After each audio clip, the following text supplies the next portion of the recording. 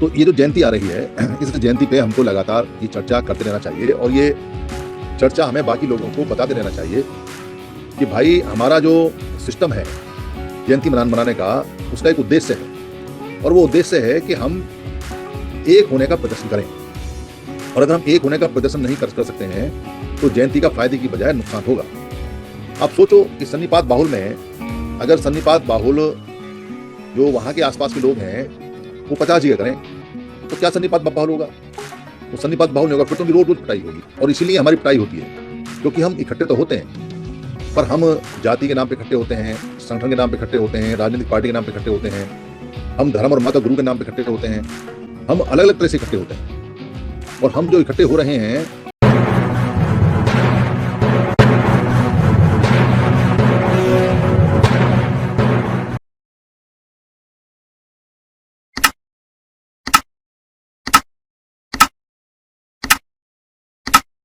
का महीना पिछले 60-70 साल से बड़ा प्रमुख महीना रहता है। और क्योंकि बाबा साहब का इसमें जन्मदिन आता है और महामानव ज्योतिबा फुले का भी इसमें जन्मदिन आता है, 11 अप्रैल और 14 अप्रैल।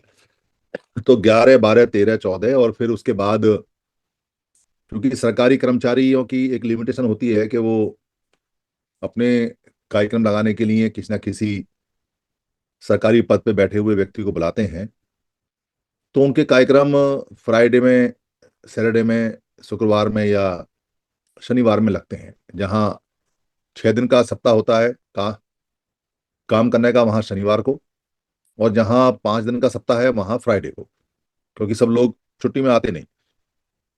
तो वो 14 अप्रैल के बाद जो शनिवार या शुक्रवार पड़ता है वहाँ वो कार्यक्रम लगाते हैं।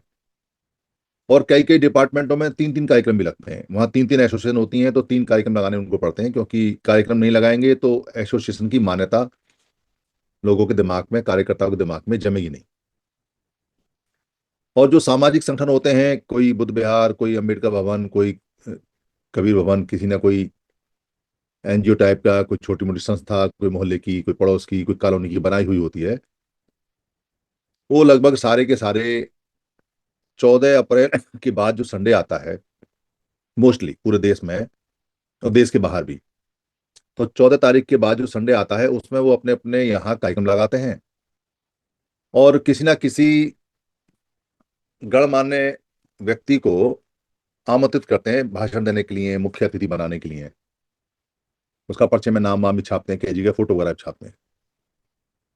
कुछ लड़के आजकल रेस के नाम से कि डॉक्टर अंबेडकर की रेस या दौड़ या संविधान की दौड़, रन फॉर अंबेडकर, या बाइक पे या कार पे या स्कूटर पे रैली या साइकिल पे रैली, कुछ इस तरह का भी चलता है।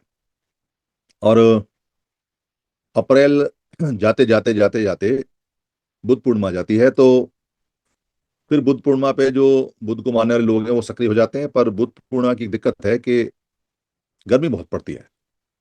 गर्मी इतनी ज्यादा हो जाती है कि बुद्ध पूर्णिमा का जो प्रकाश उत्सव है उसके मायने नहीं हो पाते, क्योंकि गर्मी में दीपक, दिए या मोमबत्ती जलाने का चार्म नहीं रहता और पटाखे वटाखे तो छूटते नहीं। और गर्मी में लोग एक दूसरे के यहाँ ज्यादा आना जाना भी नहीं हो पाता। सुबह सुबह बुद्ध विहारों में लोग पहुंच जाते हैं तो वहाँ टेंट वेंट लगे होते हैं, तो वो घुटन हो जाती है, तो उसमें दिक्कत है, और पर्दा खोलने में धूप आ जाती है। और जहाँ इंडोर है वहाँ कोई एसी या कूलर इतने ज्यादा है नहीं। जो बाहर के बुद्ध विहार वगैरह है उनकी तो कूलर वगैरह, एसी वगैरह है, तो वो निपटाना सही हो जाता है कि भाई खीर बना के बांट दिया, भगवान बुद्ध की प्रार्थना हो गई, कुछ लोग आगे जागे, क्योंकि 14 अप्रैल से निपटते हैं तो बुद्ध पूर्णिमा आ जाती है। तो जो लोग डॉक्टर अम्बेडकर को भी मानते हैं और ज्योतिबा फुले को भी मानते हैं और बुद्ध को भी मानते हैं, उनके लिए लगभग एक ही महीने 20 दिन के अंदर ही 3-3 कार्यक्रम आ जाते हैं। तो 3 कार्यक्रमों का पैसा मांगना, पैसा देना, पैसा लेना भी बड़ा मुश्किल होता है। तो अधिकतर 14 अप्रैल पे ही ज्यादातर मूवमेंट रहती है।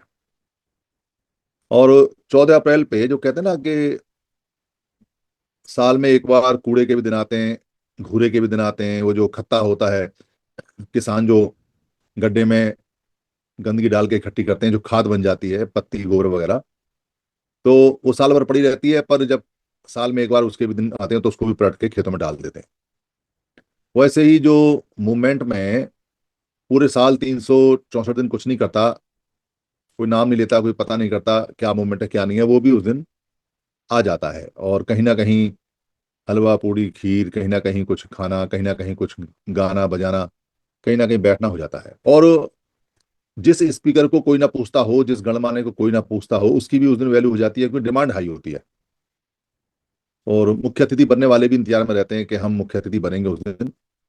तो माला वाला जब गले में पड़ती है तो फोटो वोटो खिंचता है, तो उसको वो चारों तरफ दिखाता है कि देखो मेरा ये फोटो है, मेरा ये छपा हुआ है, यहाँ मेरा ऐसा हुआ। आजकल तो फेसबुक का जमाना है, तो जल्दी सर्कुलेट हो जाता है।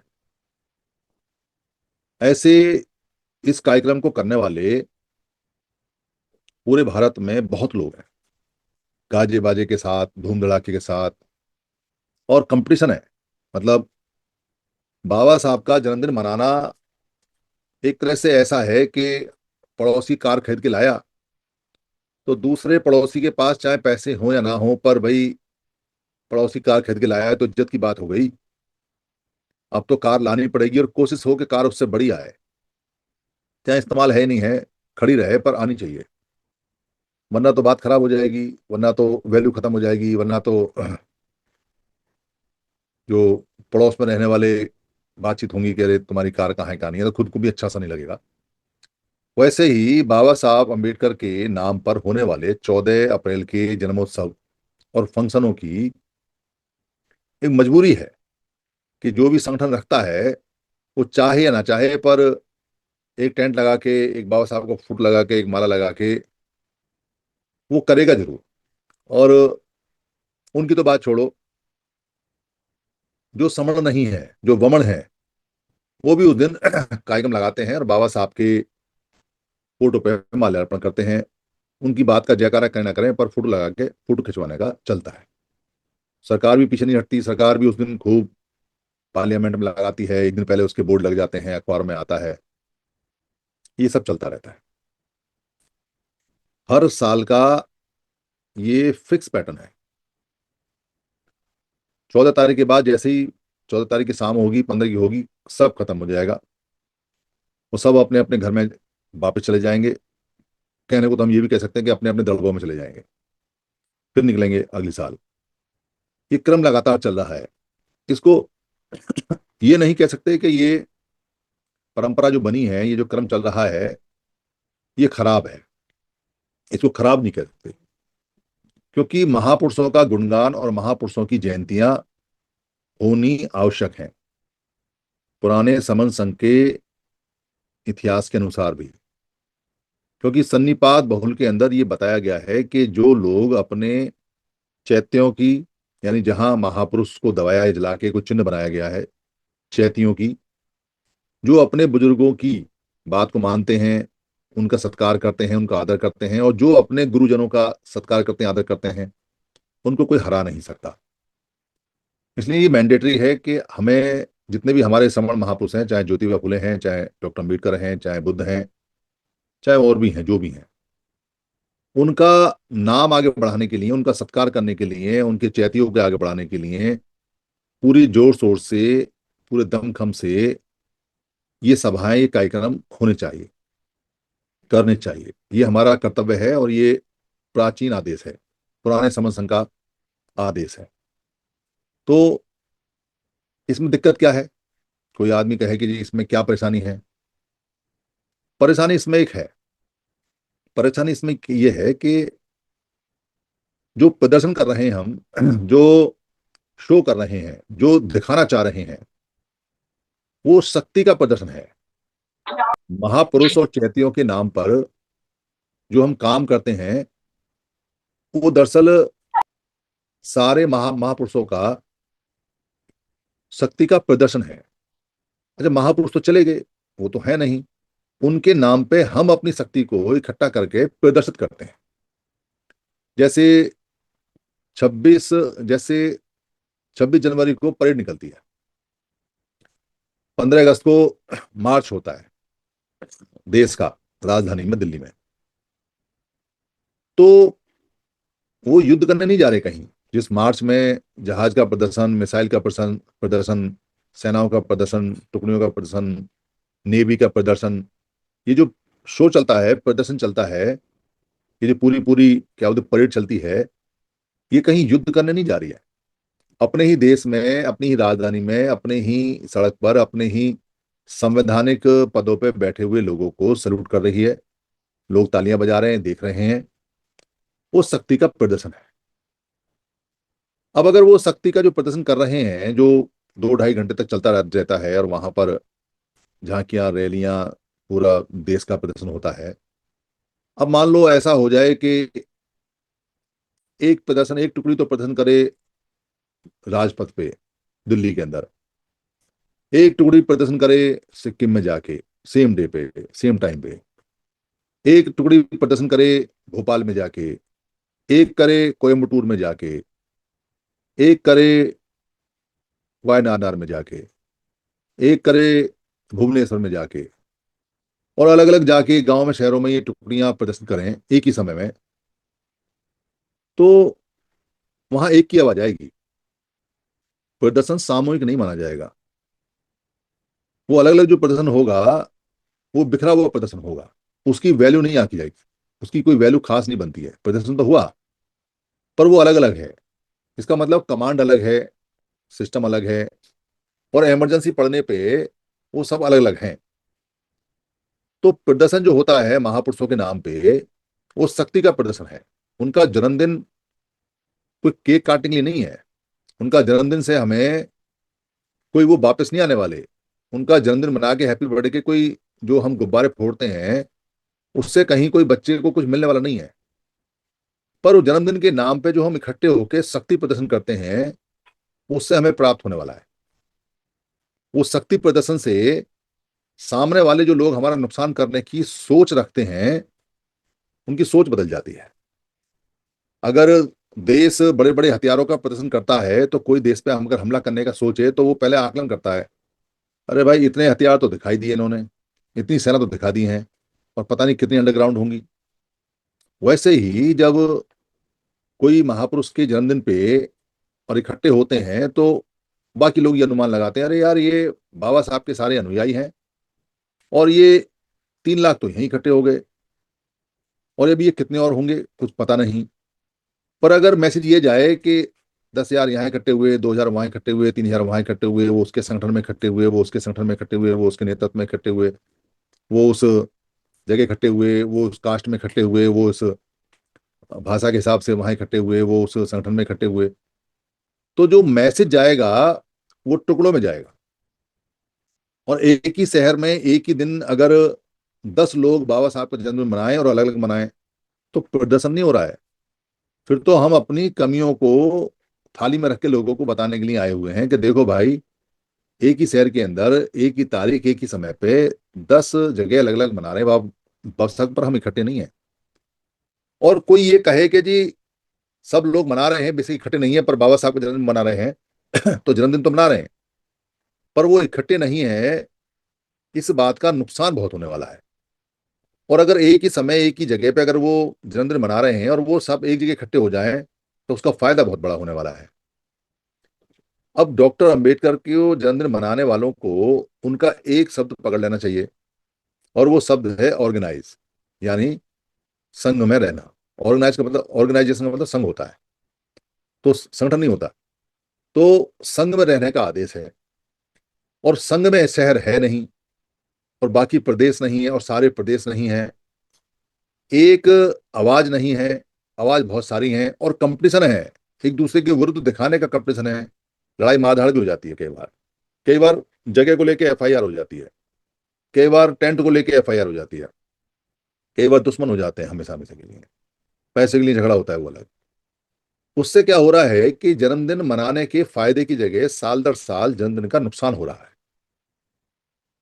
हम इकट्ठे तो हो रहे हैं, पैसे भी खर्च कर रहे हैं, लोग सामान बांटते हैं, हम भी बांटते हैं और भी बांटते हैं, पर कोई ये नहीं कह रहा है कि एक शहर के अंदर एक ही प्रदर्शन एक समय होना चाहिए और सबको साथ रहना चाहिए। साथ रहना चाहिए। अगर साथ नहीं रहेंगे, तो जन्मदिन मनाने का फायदा नहीं होगा, नुकसान होगा। जन्मदिन की बजाय वो मरण दिन हो जाएगा, क्योंकि हमें तो नुकसान हो रहा है। हमारे महापुरुष के जन्मदिन से हमें फायदा होना चाहिए, और हमारे महापुरुष के जन्मदिन से हमें नुकसान हो रहा है, तो महापुरुष की डेथ हो रही है, कोई जीवित नहीं हो रही, कोई जयंती नहीं मन रही है, मरण दिवस मन रहा है, पुण्यतिथि मन रही है। इस बात को रोकने के लिए नागपुर के अंदर एक रेजोल्यूशन पास हुआ, और उस रेजोल्यूशन में ये कहा कि भाई हमको इस पे काम करना चाहिए कि एक शहर, एक महापुरुष और एक जयंती, ये मैसेज देना चाहिए। आप अलग अलग जाके अपने मोहल्लों में भी जयंती मनाओ, उसके लिए कोई मना नहीं करता, पूरे महीने मनाओ, पूरे अप्रैल मनाओ, कोई मना नहीं करता। वो तब ज्यादा अच्छा होगा जब आपका प्रदर्शन शक्तिशाली एक हो जाए। और एक प्रदर्शन अगर शक्तिशाली आपका हो जाएगा, उसके बाद आप कहीं भी लगाओगे, फिर वो बड़े प्रदर्शन की जो ताकत है वो छोटे वालों को तो नहीं मिलेगी। अगर 100 किलो न्यूटन की पावर है, तो 100 किलो न्यूटन की पावर हर एक को मिलेगी। ये खास बात है। जैसे सामूहिक रूप से जब होली आती है, तो एक जगह सब लोग इकट्ठे होते हैं और अपने जो सामान वगैरह लेके आते हैं वो उसको जलाते हैं, और उसके बाद वहां से आग ले जाते हैं, और फिर वो अपने अपने घरों में भूनते हैं सामूहिक रूप से। तो एक साथ इकट्ठे हुए, वो पावर हो गई, और फिर वो अलग अलग चले गए, तो वो मोहल्लों में उसमें सब में तय हो गया कि भाई सब मना रहे हैं, जो नहीं जा पाए वो भी मना रहे हैं। ये समझ नहीं आई हमको। हम समझाने के लिए माइक तोड़ दिए, हमने हमने समझाने के लिए गले फाड़ दिए, गले की नसें खिंच गई हमारी। समझाने के लिए हम दुनिया भर की कवायद करके लड़ रहे हैं कि हम समझाएंगे, हम समझाएंगे, हम समझाएंगे, पर समझाने वाले ये नहीं समझा पाए। अरे भाई, ये प्रदर्शन है, जो जयंती है वो प्रदर्शन है, जो पुण्यतिथि है वो प्रदर्शन है, वो हमारी ताकत का साल दर साल प्रदर्शन है। और प्रदर्शन कमजोर नहीं होना चाहिए। और अगर प्रदर्शन कमजोर है या टूटा हुआ है या अलग अलग टुकड़ों में है, तो ना हो तो ज्यादा अच्छा है। क्योंकि आप अपनी कमजोरी ना बताओ तो कम से कम गुमान तो ही रहता है कि भाई ये तगड़े लोग हैं, आदमी भय में रहता है। पर अगर आप खोल के प्रदर्शन कर दो और दिखा दो कि जी हमारा तो एक शहर के अंदर 200 जगह अलग अलग बन रहा है, और हम तो जाति के नाम पे अलग अलग बना रहे हैं, अलग अलग जाति वाले अलग अलग बना रहे हैं, अलग अलग संगठन वाले अलग अलग बना रहे हैं, अलग अलग धर्म और गुरु के मंत्र वाले अलग अलग बना रहे हैं, तो फिर क्या मना रहे हैं? सामना वाले का काम तो हो गया, जिससे आप अधिकार लेने की कोशिश कर रहे हैं, जिससे को आप दिखाना चाहते हैं कि हमको अधिकार चाहिए, जिसको आप मजबूर करना चाहते हैं कि संविधान हमारी बात करे और संविधान में हमारा अधिकार पाए, वो तो जानता है, समझता है कि ये तो अपने महापुरुष के नाम पे भी अलग अलग ही रहते हैं, और इनको तोड़ना बड़ा आसान है। और तोड़ने के लिए क्या करना है? इनको आपस में लड़ा देना है। अरे वो बड़ा नेता है, तू तो छोटा है, अच्छा मैं छोटा रह गया, बताओ बड़े के लिए क्या करना है? लड़ना है, प्रदर्शन करना है, धरना देना है, कार खरीदनी है, बॉडीगार्ड रखना है, बहुत सारी चीजें बता दो उसको। वो बड़ा नेता बनने के लिए लग जाता है, कुर्ता पजामा सिलवा लेगा बढ़िया से, कलफ लगा के खड़ी क्रीज का पहनेगा, स्टाइल में चलेगा, स्टाइल में आएगा, बहुत सारे तरीके उनको बता देते हैं। तो ये जो जयंती आ रही है, इस जयंती पे हमको लगातार ये चर्चा करते रहना चाहिए, और ये चर्चा हमें बाकी लोगों को बताते रहना चाहिए कि भाई हमारा जो सिस्टम है जयंती मनाने का, उसका एक उद्देश्य है, और वो उद्देश्य है कि हम एक होने का प्रदर्शन करें। और अगर हम एक होने का प्रदर्शन नहीं कर सकते हैं, तो जयंती का फायदे की बजाय नुकसान होगा। आप सोचो कि सन्नीपात बाहुल में, अगर सन्नीपात बाहुल जो वहां के आसपास के लोग हैं वो 50 जगह करें, तो क्या सन्नीपात बाहुल होगा? वो सन्नीपात बाहुल नहीं होगा, फिर तो उनकी रोज रोज पिटाई होगी। और इसीलिए हमारी पिटाई होती है, क्योंकि हम इकट्ठे तो होते हैं, पर हम जाति के नाम पे इकट्ठे होते हैं, संगठन के नाम पे इकट्ठे होते हैं, राजनीतिक पार्टी के नाम पे इकट्ठे होते हैं, हम धर्म और मत और गुरु के नाम पे इकट्ठे होते हैं, हम अलग अलग तरह से इकट्ठे होते हैं। और हम जो इकट्ठे हो रहे हैं, वो सामने वालों को पता है कि ये इकट्ठे इकट्ठे कुछ नहीं हो रहे, ये टूटे फटे लोग हैं, ये सिर्फ जिद पूरी कर रहे हैं एक दूसरे को दिखाने के लिए कि हमने भी किया, हमने भी किया, हमने भी किया। और कुछ लोगों को चंदी की आदत है, बस उसके लिए कर रहे हैं, और इससे ज्यादा वो कुछ नहीं कर रहे।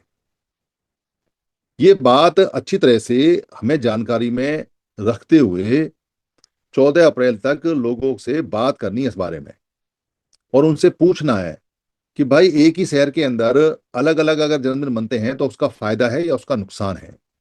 इसका वीडियोस बनाना है, इसका ऑडियो बनाना है, इसको कागज पे लिख के भेजना है, इसको व्हाट्सएप पे लिख के भेजना है, इसकी इसकी एक क्वेश्चन बनाने हैं, इसके सवाल बनाने हैं कि आप बताओ कि बाबा साहब अम्बेडकर के अगर एक ही शहर के अंदर अगर 50 जगह जन्मदिन बने, और एक ही तारीख में एक ही जगह बने, और अलग अलग लोग इकट्ठे हों, तो उससे हमें क्या फायदा है और क्या नुकसान है? क्योंकि इस बात को सोचने को कोई तैयार नहीं है कि जन्मदिन मना के नुकसान भी हो सकता है या हो रहा है। इस बात को कोई भी आदमी, इस पे जिक्र करने वाला, इस पे बातचीत करने के लिए भी तैयार नहीं है, सोच नहीं है। क्योंकि लगता ऐसा है कि हम ज्यादा लोग अलग अलग मना रहे हैं तो ज्यादा जन्मदिन मन रहा है तो ज्यादा फायदा हो रहा है, पर ज्यादा फायदा नहीं हो रहा है, ज्यादा नुकसान हो रहा है। कोई ये कहे कि जी सिद्ध करो नुकसान कैसे हो रहा है, क्या बाबा साहब का नाम नहीं हो रहा? अरे बाबा साहब का नाम तो पूरी दुनिया में हो चुका है, पर बाबा साहब के नाम का फायदा नहीं हो रहा है। बाबा साहब का नाम तो वो भी ले रहे हैं जो बाबा साहब के दुश्मन है। बाबा साहब का नाम तो वो भी ले रहे हैं जिन्होंने बाबा साहब को खत्म किया है। बाबा साहब का नाम तो वो भी ले रहे हैं जो बाबा साहब की किसी विचार को नहीं मानते और उनके संविधान को तोड़ मोड़ कर रखते हैं। तो बाबा साहब के नाम की चिंता मत करो, वो तो सब इतना फैल रहा है कि उससे बड़ा कोई नाम नहीं दुनिया में। पर फायदा क्या हुआ? आप अगर ये ध्यान दो कि दूसरे जो लोग हैं उनके टूटे फटे महापुरुष भी जिन्हें कोई नहीं जानता उसके नाम के भी उनको फायदे हो जाते हैं। और हमारा इतना बड़ा महापुरुष और इतने सारे महापुरुष हमारे वर्ल्ड लेवल के, बुद्ध हैं समण वर्ल्ड लेवल के, डॉक्टर अंबेडकर हैं वर्ल्ड लेवल के हैं, जो हमारे जितने भी संत हैं जैसे गुरु रविदास जी हैं वो भी पूरे जहां जहां पंजाब के लोग गए हैं वहां वहां वो साथ साथ गए हैं। कबीर साहब भी साथ साथ गए हैं। ये इंटरनेशनल फिगर हैं हमारी जो गई हुई हैं, पर हमको फायदा नहीं मिल रहा है। हमारे तो अधिकार लगातार लगातार जा रहे हैं, आ नहीं रहे हैं। तो फिर क्या करें? फिर क्या बात करनी चाहिए? फिर कैसे करें? ये बात लगातार लगातार हमको छेड़ते रहना है, ये बात लगातार लगातार हमको कहते रहना है। अगर हम ये बात नहीं कहेंगे तो सामने वालों को इसका पता नहीं चलेगा, और अगर सामने वालों को इस बात का पता नहीं चलेगा तो फिर इसके फायदे हमको नहीं होने वाले।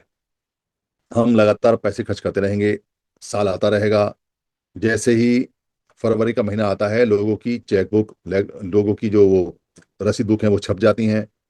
कुछ लोग तो पुरानी ले आते हैं, उसमें सिर्फ सन बदल देते हैं और कुछ नहीं होता, डेट वही रहती है। अभी 2025 में छपवाई थी, 2005 को काट के 6 कर दिया। और फिर पकी पकाई आसामी होती है, किस किस घर जाना है, किस किस घर लेना है, सबकी फिक्स है। एक आध बढ़ती है एक आध घटती है, उनसे पैसे लेना है। और वो पैसे देने वालों को भी आदत है, भाई पिछली बार मैंने बाबा साहब के नाम का, हम तो देते हैं बाबा साहब का नाम का, ऐसा सोच के आदमी देता है। तो पिछली बार मैंने 500 दिया है तो इस बार 600 ले जाएंगे, 700 ले जाएंगे, ज्यादा लड़ मरे तो 800 ले जाएंगे। वो बढ़ते रहते हैं लगातार, 100 150 रुपये हर साल बढ़ जाते हैं, जैसे इंक्रीमेंट लगता है सरकारी नौकरी में वैसे बढ़ जाते हैं। और फिर वो पैटर्न फिक्स होता है, वही कुछ लोग बुलाना, वही कुछ बच्चों का कुछ गाना वाना, उसके बाद में फिर वो जो मुख्य अतिथि भी दो प्रकार से बनता है। एक तो जिससे कुछ काम लेना हो, बुद्ध विहार अम्बेडकर भवन के लिए कुछ पैसा वैसा लेना हो वो, या किसी को राजनीति में टिकट विकट चाहिए कौंसलर वौंसलर का तो वो पैसे दे के बन जाता है। तो मुख्य अतिथि भी दो तरह के होते हैं। तो मुख्य अतिथि बनना, उसके बाद में भाषण होना, उसके बाद में खाना खाना।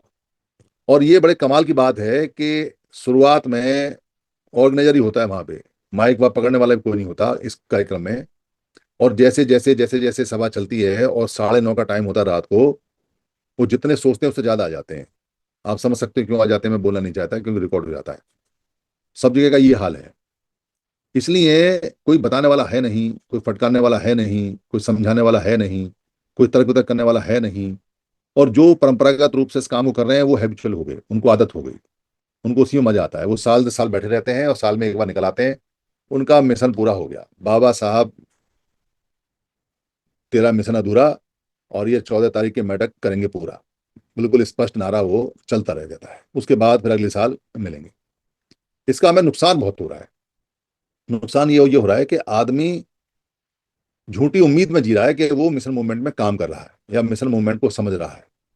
उसको लगता है कि उसका कर्तव्य पूरा हो गया, उसने जन्मदिन मना लिया, मिठाई खा ली, मिठाई बांट दी, अपने टेंट वेंट लग गए, भाषण हो गए, काम खत्म। पर मिशन मूवमेंट ऐसे नहीं चलता। मिशन मूवमेंट चलता है सही बात को पहुंचाना, 365 दिन बताना, तर्क करना, वितर्क करना, और इकट्ठे रहने की बात को समझाना। अगर इकट्ठे रहने की बात को नहीं समझा, अगर सांघिक बात को नहीं समझा, अगर अपनी पहचान को नहीं समझा, अगर इसके महत्व को नहीं समझा कि महापुरुष का जो मिशन है, महापुरुष का जो जन्मदिन है, वो सब लोगों के साथ एक साथ रहने का होता है। अलग अलग महापुरुष से गद्दारी और महापुरुष से दुश्मनी होती है। अगर इकट्ठा करने वाले महापुरुष का जन्मदिन लोग अलग अलग मनाएंगे तो बहुत बड़ा विरोधाभास हो जाता है कि महापुरुष तो कहता है कि इकट्ठा रहो और ये अलग अलग मनाते हैं। ठीक है, ऐसे जैसे कोई जैसे बुद्ध ने कहा कि शराब नहीं पीनी है, और पता चला कि बुद्ध का बर्थडे सब शराब पी के मना रहे हैं, तो काय का बुद्ध का बर्थडे मना रहे हैं, काय का बुद्ध का जन्मदिन मना रहे हैं।